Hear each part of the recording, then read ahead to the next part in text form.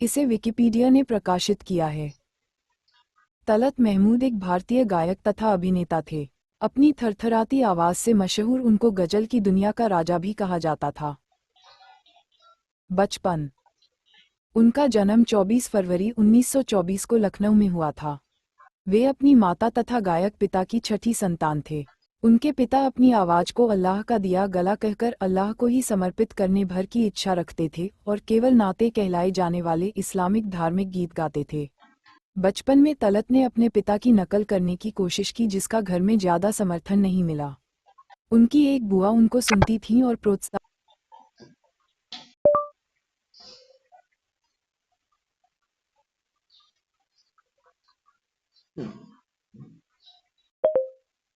Could you say that again?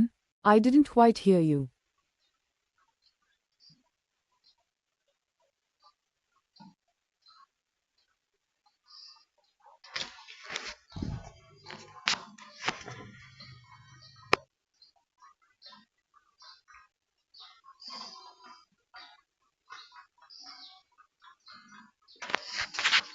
Talat Mahmood.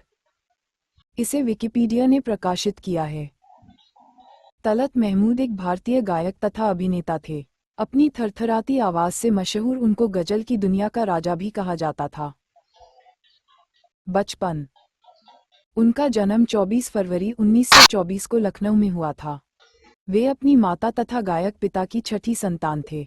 उनके पिता अपनी आवाज को अल्लाह का दिया गला कहकर अल्लाह को ही समर्पित करने भर की इच्छा रखते थे और केवल नाते कहलाए जाने वाले इस्लामिक धार्मिक गीत गाते थे।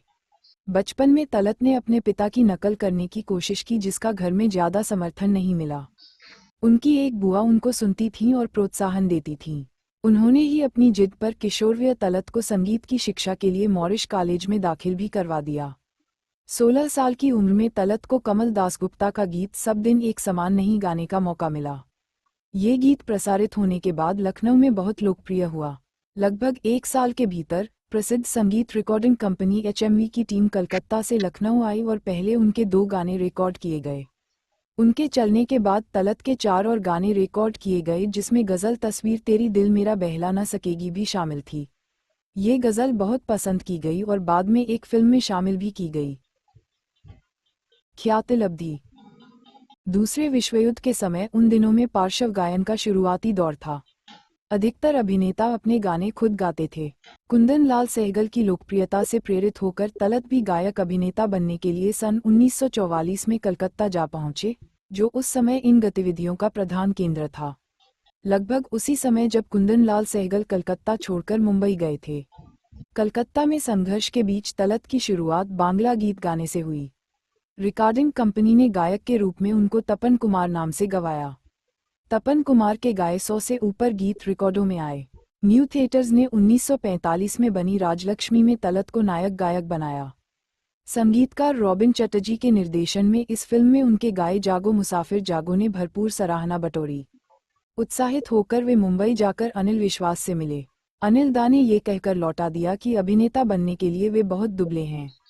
बदन पर चर्बी चढ़ाकर आने की नसीहत के साथ तलत वापस कलकत्ता चले गए, जहां उन्हें 1949 तक कुल 2 फिल्में ही और मिली, तुम और वो और समाप्ति। कलकत्ता में काम ढीला देखकर वे पुनः मुंबई पहुंच गए। अब की बार अनिल विश्वास ने उन्हें फिल्मिस्तान स्टूडियो की फिल्म आरजू में पर्दे के पीछे से गाने का मौका दिया।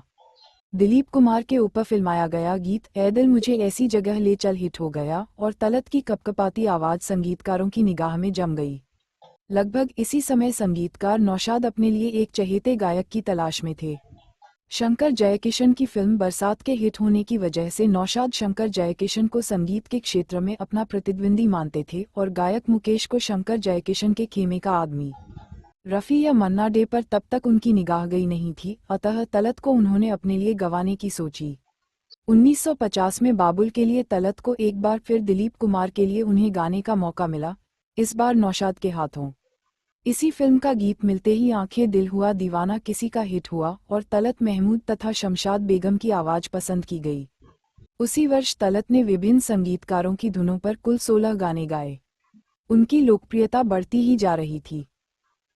इसी समय मुकेश को राज कपूर के गानों से ख्याति मिल रही थी, तो रफ़ी शहीद, दुलारी, मेला तथा बैजू बावरा के गानों से लोकप्रिय हो रहे थे। सेट पर धूम्रपान करने की आदत की वजह से नौशाद ने तलत को नज़रअंदाज करना शुरू किया, पर दूसरे संगीतकार तलत से कुछ न कुछ गवाते रहे और 50 के दशक के पूर्वार्ध में तलत की आवाज़ गूंजती रही। अभिनय की जिद।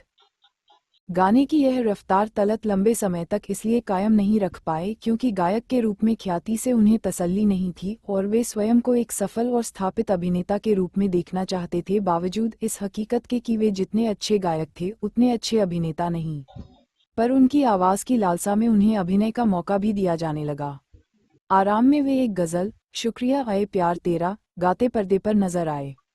फिर सोहराब मोदी ने मिनवा की वारिस में उन्हें सुरैया जैसी चोटी की नायिका के साथ नायक बनाया, तो AR कारदार ने दिले नादान में नई तारिका चांद उस्मानी के साथ डाक बाबू एक गांव की कहानी वगैरह को मिलाकर तलत 13 फिल्मों में नायक तो बन गए, पर गायन पर समुचित ध्यान न देने से पिछड़ने लगे और हाशिए पर चले गए, जबकि रफ़ी केंद्र में आने लगे। अभिनय से हासिल कुछ खास न होने और बदले में गायन में बहुत कुछ गंवाने का एहसास तलत को सन 1958 में बनी सोने की चिड़िया से हुआ। उर्दू की प्रसिद्ध लेखिका इस्मत चुगताई की कहानी पर अभिनेत्री नरगिस के जीवन की छाप थी। इस्मत चुगताई के शौहर शहीद लतीफ़ निर्माता निर्देशक थे, नायिका नूतन और उसके सामने दो नायकों में एक बलराज साहनी और दूसरे तलत महमूद। संगीतकार OP नैयर ने जिद पकड़ ली थी कि तलत पर फिल्माए जाने वाले गाने प्यार पर बस तो नहीं को रफ़ी से गवाएंगे।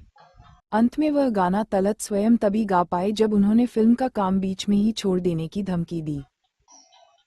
उसी समय बिमल राय की मधुमती बन रही थी, जिसमें संगीतकार सलिल चौधरी दिलीप कुमार के लिए तलत की आवाज़ लेना चाहते थे, पर उस समय मुकेश गर्दिश के दौर में थे।